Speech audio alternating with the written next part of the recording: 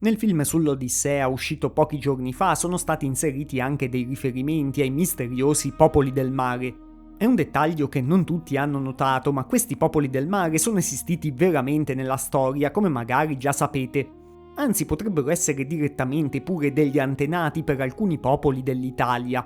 Il film li collega a Ulisse e ai Greci che distruggendo Troia hanno portato al collasso dell'età del bronzo. L'idea è ispirata a una vera teoria storica, anche se in una versione un po' datata. In questo video però vi racconterò chi erano veramente i popoli del mare secondo le teorie più recenti e accurate, e ci sarà poi proprio anche un focus sui veri collegamenti con i poemi omerici. Circa nella seconda metà del 1800 sono stati tradotti dei testi egizi che parlano di questi popoli del mare. In quell'epoca e quindi ben prima di tante scoperte archeologiche e anche genetiche più recenti si è formata una teoria iniziale su chi fossero.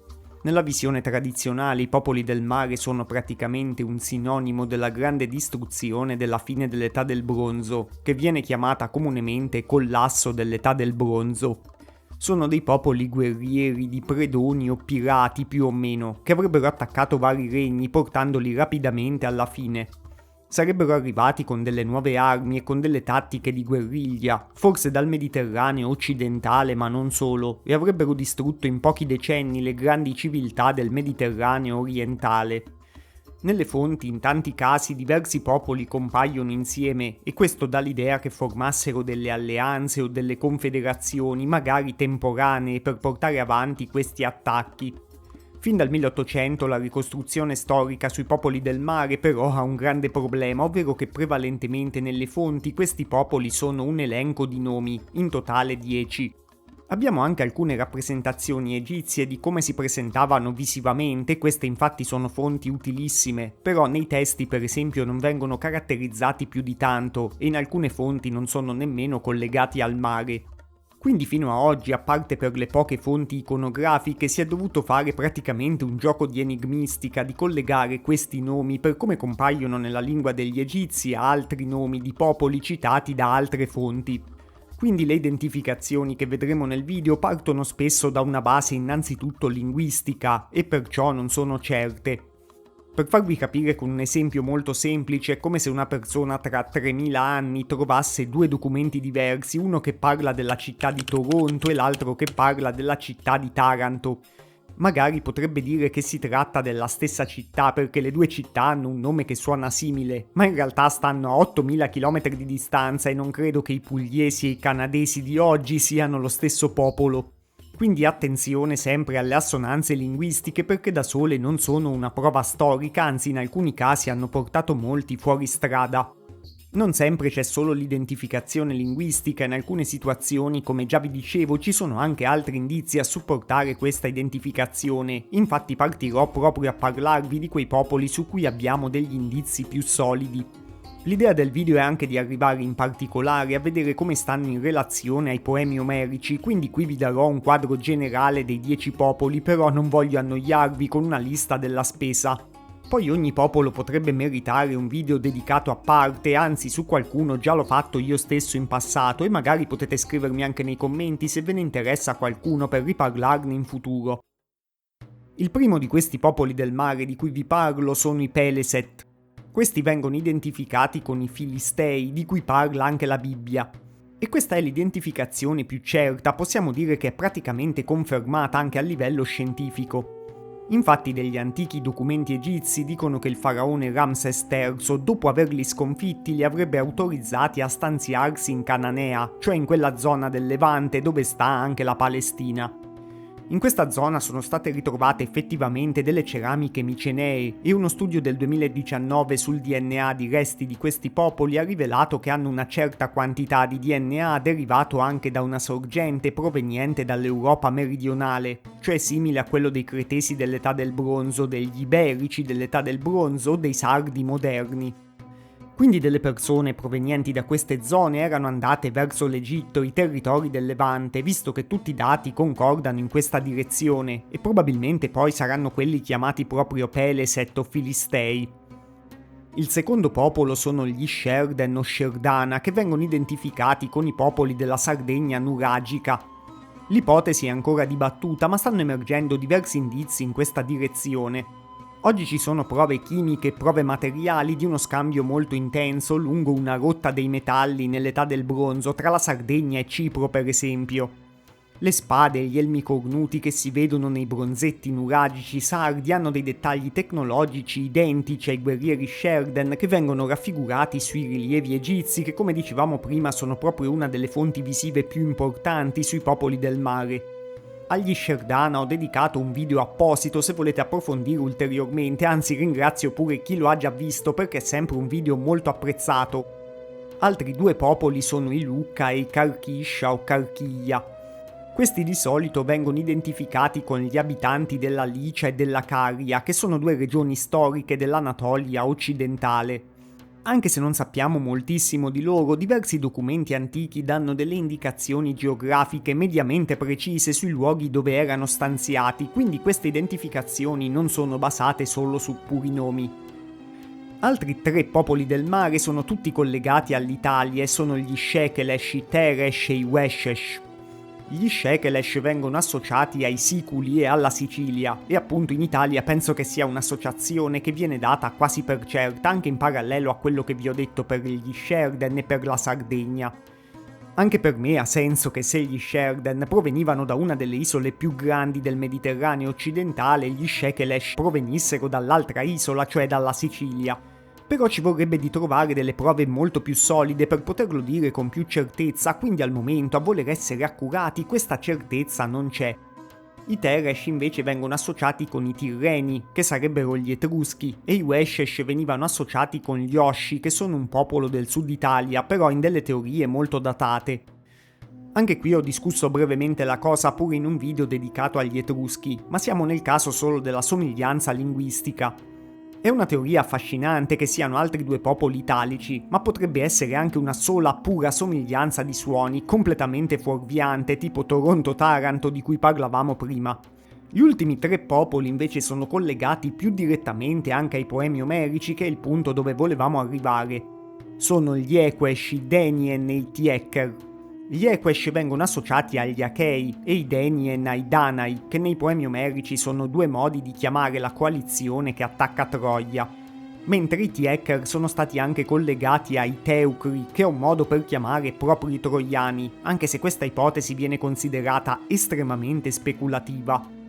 Tra i tre gli Equesh sono quelli che hanno qualche indizio in più, perché anche gli archivi degli Ittiti riportano di un popolo chiamato Akiawa che si collega a degli eventi che possono ricordare una possibile vera guerra di Troia storica. E Akiawa è un nome molto simile linguisticamente a Equesh e Achei. Però oltre a questo non abbiamo nessuna prova solidissima su queste identificazioni. Da alcune prove materiali, come le armi e le navi rappresentate per questi popoli del mare, possiamo invece ipotizzare che ci fossero in mezzo a loro degli esponenti della cultura dei campi di urne. Provenivano dall'Europa centrale e forse erano stati usati come mercenari proprio da alcuni popoli della Grecia quando avevano iniziato a fare queste scorrerie come popoli del mare. Ma a voler essere seri a livello di ricerca, il collegamento tra i popoli del mare e i popoli nominati nei poemi omerici è un'ipotesi suggestiva, ma tutt'altro che assolutamente confermata. Nel resto del video vedremo che ha diversi motivi per essere un'ipotesi effettivamente sensata, però bisogna dire che non si basa su delle prove inconfutabili. Ma adesso che abbiamo fatto una panoramica di chi erano ipoteticamente questi popoli e da dove forse provenivano, bisogna parlare anche di questo famoso collasso che avrebbero scatenato portando l'età del bronzo alla sua fine. Agli inizi del 1800, in particolare la scuola di ricerca tedesca, che era all'avanguardia negli studi sul mondo antico, aveva dato grande importanza a una data, cioè il 1200 a.C., perché circa intorno a questa data veniva collocata proprio la caduta della città di Troia. La data era diventata uno di quegli spartiacque convenzionali, un po' come facciamo per esempio oggi con il 1789 per la storia contemporanea. Poi però nei decenni successivi c'è stata costruita sopra un'ulteriore narrazione che copriva un arco di circa mezzo secolo con al centro il 1200 a.C. In questa narrazione, prima di questa fase, il Mediterraneo orientale ospitava delle civiltà e dei regni fiorenti come i Micenei, gli Egizi e gli Ittiti. Erano delle civiltà connesse tra di loro e avevano sviluppato raffinati rapporti commerciali oppure anche un'architettura monumentale e una metallurgia avanzata. Erano alfabetizzate e avevano dei rapporti diplomatici tra di loro. Poi, proprio intorno al 1200, tutto sarebbe cambiato. Lo storico Robert Druce, ancora negli anni 90 del 1900, ha scritto che entro un periodo di 40 o 50 anni, tra la fine del XIII e l'inizio del XII secolo, quasi ogni città importante del mondo mediterraneo orientale fu distrutta e molte di queste città non furono mai più occupate. Quindi intorno al 1200 a.C. e con grande rapidità quasi tutto si è disintegrato e si è passato ad una fase di crisi del mondo antico. Sempre Robert Druce ha descritto questo collasso come probabilmente il peggior disastro nella storia antica, persino più calamitoso del crollo dell'impero romano d'Occidente. E questo appunto è il famoso collasso dell'età del bronzo. Nel 1800 veniva attribuita la responsabilità di questo disastro proprio ai popoli del mare, che avrebbero attaccato e distrutto tante altre civiltà, che in pratica è l'idea proposta nel film che vi dicevo all'inizio.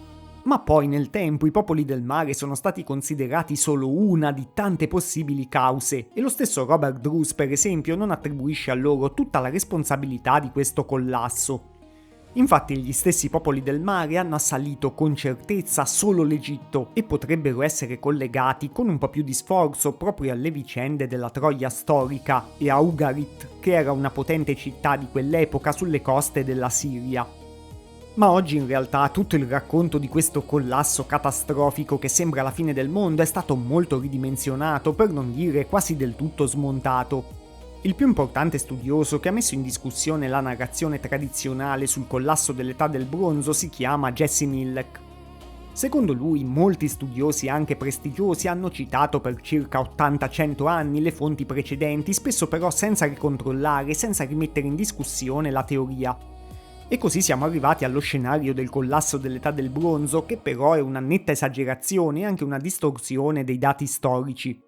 In realtà quelli che vengono inclusi in un unico quadro sono vari avvenimenti diversi che probabilmente hanno pure delle cause diverse e solo un numero abbastanza ridotto di regni e città sono crollati catastroficamente in un brevissimo lasso di tempo. La stessa descrizione dei popoli del mare come degli invasori arrivati intorno al 1200 a.C. nel Mediterraneo orientale risulta molto semplicistica se si guardano le vere fonti antiche. Nelle stesse fonti egizie questi popoli del mare vengono nominati nell'arco di vari secoli come se fossero arrivati in momenti diversi e non tutti in un lasso di tempo ridotto. E vengono nominati anche molto prima del 1200 a.C. Poi in una famosa stele, per esempio, Ramses III si sta vantando proprio di aver sconfitto i popoli del mare. Ma se erano così pericolosi da far crollare molti regni, non si capisce perché gli egizi li abbiano sconfitti. Tra l'altro l'Egitto, che era il principale bersaglio evidentemente di questi popoli, non ha subito in realtà un crollo catastrofico ma una lunghissima fase di crisi. Sempre secondo Millek non esiste nessuna fonte storica affidabile che affermi che i popoli del mare abbiano causato una vasta distruzione verso la fine della tarda età del bronzo. Però effettivamente il punto in cui i popoli del mare si collegano meglio a un quadro storico è proprio in relazione alle vicende di Micene e di Troia, che sono poi anche al centro dei poemi omerici. Nei poemi omerici su Micene regna Agamennone, lui e la sua città sono i leader della spedizione degli Achei contro Troia. A causa del rapimento di Elena, la coalizione guidata da Micene lancia una grande spedizione su Troia da cui esce nettamente vittoriosa. E questo è il racconto dei poemi omerici che però se consideriamo gli eventi storici reali come accaduti nel 1200 a.C. sono stati messi per iscritto nella forma in cui li conosciamo circa mezzo millennio dopo. Infatti i veri dati storici che abbiamo oggi confermano solo parzialmente la narrazione dei poemi omerici. La guerra di Troia dei poemi per esempio viene identificata oggi con lo strato detto Troia 7A che mostra dei segni di guerra e di incendio per il 1180 a.C. Però per esempio è molto improbabile che i Micenei a casa loro fossero un regno fiorente intorno al 1200 a.C., cioè poco prima di attaccare Troia come invece li dipinge l'Iliade. Infatti tante città-palazzo micenee vengono distrutte proprio intorno al 1200 a.C. E quello che potrebbe aver mandato in crisi il sistema dei palazzi micenei è una scarsità dei raccolti, perché la loro economia si basava sull'agricoltura e sulla ridistribuzione dei prodotti dell'agricoltura. In effetti sono stati fatti degli studi di paleoclimatologia, cioè di studio del clima dell'antichità, e una ricerca del 2014 ha dimostrato che intorno al 1250-1100 a.C. c'è stato un periodo arido di grande siccità. La ricerca ha analizzato il clima della Palestina, ma si può ipotizzare che questa siccità abbia influenzato pure le terre dei Micenei. Probabilmente i signori dei palazzi micenei continuavano a richiedere dei raccolti e volevano mantenere la qualità della vita del loro periodo di splendore, però a questo punto le risorse scarseggiavano. Questo potrebbe aver portato a delle rivolte della popolazione, e se vogliamo spingerci un po' con le ipotesi potrebbe pure aver ispirato alcuni tratti famosi della figura di Agamennone che troviamo nei poemi omerici.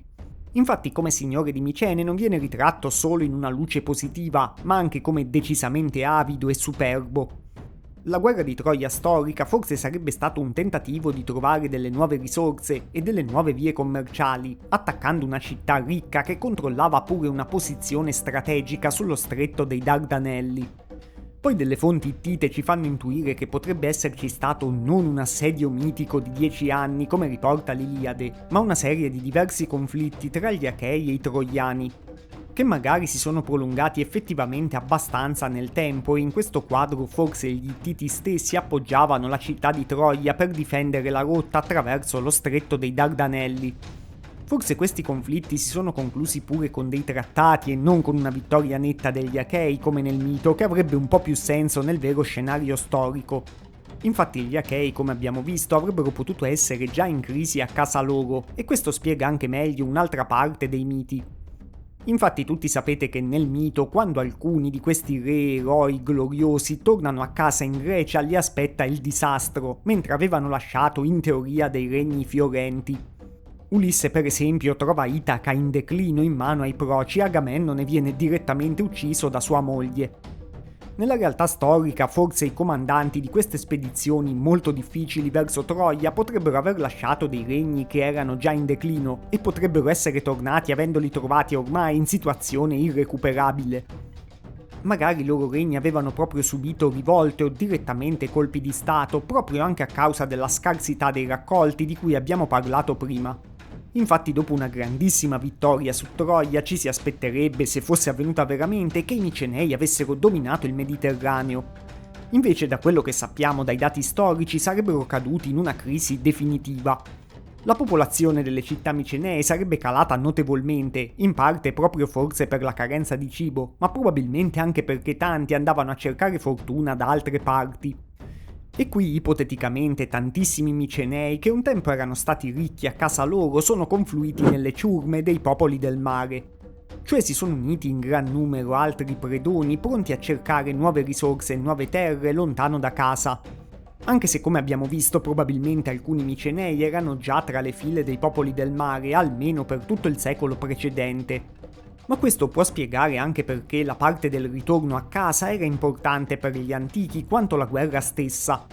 Infatti pure nella storia vera sarebbe stata un'altra epopea fatta di ostacoli e di grandi difficoltà. E così concludiamo anche su come possano essere collegati i popoli del mare alla figura di Ulisse. Nel canto 14° dell'Odissea Ulisse, sotto mentite spoglie, racconta al porcaro Eumeo di essere un cretese.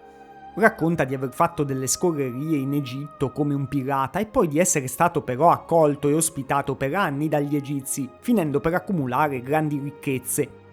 Nella trama dell'Odissea questo è un racconto falso, però rispecchia sorprendentemente bene quello che abbiamo visto che facevano alcuni dei veri popoli del mare. Alcuni dei Peleset o degli Sherden, per esempio, si integreranno con il sistema di governo egizio. È probabile che l'Odissea quindi contenga una vera reminiscenza dei Micenei come pirati sulle coste dell'Egitto.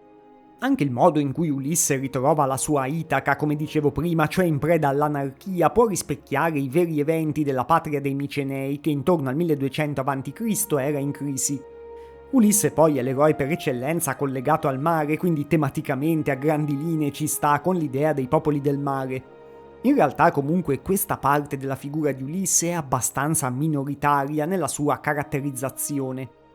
Infatti l'Iliade riflette la mentalità della vecchia aristocrazia guerriera micenea, dove conta molto la gloria militare come quella di Achille, mentre l'Odissea riflette molto di più i valori dei mercanti e dei fondatori di colonie greci che però appartengono a un'epoca successiva.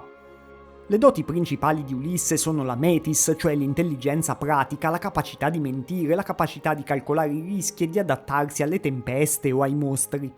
E questa era esattamente l'abilità richiesta a un capitano di una nave mercantile che doveva esplorare delle nuove rotte commerciali nel Mediterraneo, oppure che doveva trattare con popolazioni straniere potenzialmente ostili o fondare nuove colonie. Ulisse non cerca la morte gloriosa. Quando è nella grotta del Ciclope capisce che la forza fisica è inutile, servono il calcolo e la capacità di mentire. Questo è il tipico approccio pragmatico del mercante e i suoi viaggi ricordano pure delle vere rotte mercantili. Ulisse quindi è molto più l'eroe dei mercanti greci che hanno esplorato il Mediterraneo ben dopo la fine dell'età del bronzo e dopo le scorrerie dei popoli del mare. Infatti gli stessi che poi nei secoli successivi hanno fatto mettere per iscritto i poemi omerici vivevano in città di mercanti e colonizzatori, che erano nate ben dopo i popoli del mare, che per loro al massimo erano dei lontani antenati. Quindi in sostanza, da quello che ne sappiamo oggi, alcuni popoli del mare appartenevano geneticamente allo stesso popolo dei Micenei che probabilmente troviamo nell'Iliade e nell'Odissea, ma in questa versione di predoni della fine dell'età del bronzo sono collegati alla guerra di Troia in un modo incerto. Potrebbero essere gli stessi che hanno assediato la città, ma non sappiamo se lo abbiano fatto effettivamente come delle bande di pirati oppure partendo dai loro regni effettivamente con una spedizione organizzata che c'entrava poco con le bande dei popoli del mare. Mentre i popoli del mare sono di sicuro un po' meno rilevanti in relazione alla fase più compiuta di sviluppo del personaggio di Ulisse, che rappresenta molto di più un momento successivo della storia greca, quando quella fase dell'età del bronzo era già dietro le spalle e iniziava un nuovo periodo di splendore. Certo, tante cose ancora sarebbero da scoprire su questi popoli del mare e chissà se delle scoperte future ci riveleranno di più sulla loro vera identità e sulla loro vera storia. E dobbiamo sperare che si scopra qualcosa in più su di loro, perché potrebbe rivelarci una delle storie più interessanti sul Mediterraneo antico.